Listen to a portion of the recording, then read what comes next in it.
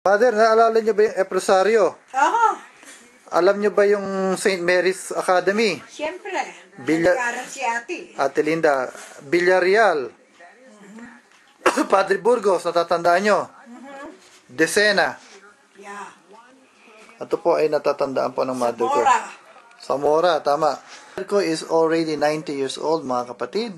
At ako'y nandito sa San Francisco. Nagmumuli-muli kami ng mga nakaraan ng lumipas ng mga ilang taon, panahon pa ng Hapon. Ngayon, i-google ko po rito yung lugar ng nilagay ko rito. Pero yung Agno po, yan po ay makakaroon ako ng quiz. Agno Malate. Titingnan ko ang quiz dito, ha?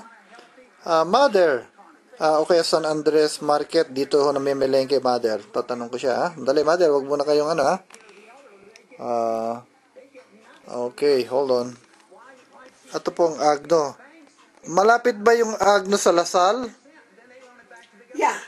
Dulo noon, Lasal na. Ayun. Paglabas namin doon, natatanaw na namin. Ayan po, natatandaan pa rin ng mother ko. So, ito po ang aking quiz sa mother ko. So, mother, tatanungin ko naman kayo, hanapin naman natin yung market, kung saan kayo namimili. San Andres Market. Ayan. Malapit lang sa amin yun. Okay, tatanungin ko kayo, mother. Yan, ha? Naka-google tayo, ha? Okay, check it out. Po ang mother, saan naka-location, saan po naka-locate ang San Andres Market? Saan malapit yan? Anong kalye? San Andres, in Liberisa. Tingnan natin kung tama, ha? Sabi ng mother ko, San Andres at Liberisa. Tingnan natin. San Andres at ang Liberisa. Kuwang-kuwa.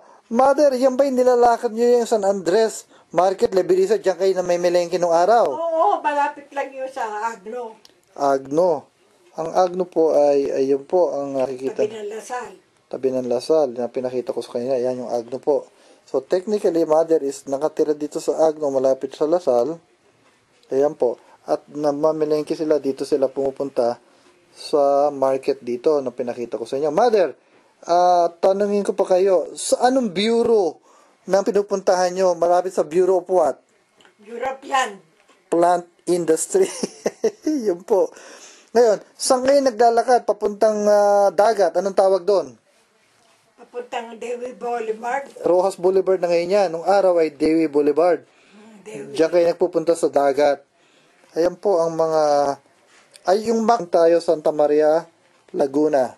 Okay. Diyan kami nag-evacuate sa Japanese time. Nung panahon ng mga Hapon, tatanungin ko kayo, mother, kung natatandaan nyo pa yung panahon ng Hapon, 40 plus years ago, pag sumasakay kayo ng bangka, sandali ha, huwag kayong maingay, anong pangalan ng lugar na pinapuntahan nyo sa tabi ng dagat? Anong lugar yon? Anong tabi dagat ano?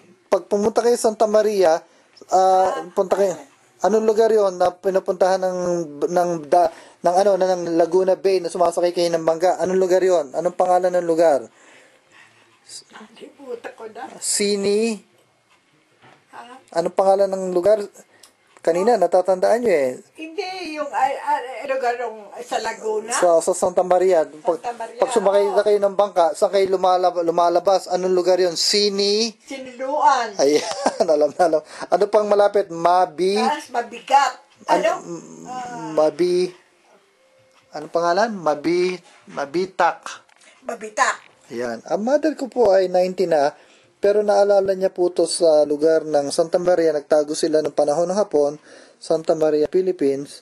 At diyan po, pag sumasakay daw sila ng bangka, diyan sila lumalabas sa bandang malapit sa Pangil, which is Sinaluan, tama. At Mabitak. Mother, amazing po ang memory ninyo. Ito po ay sa Laguna area. Laguna de Bay.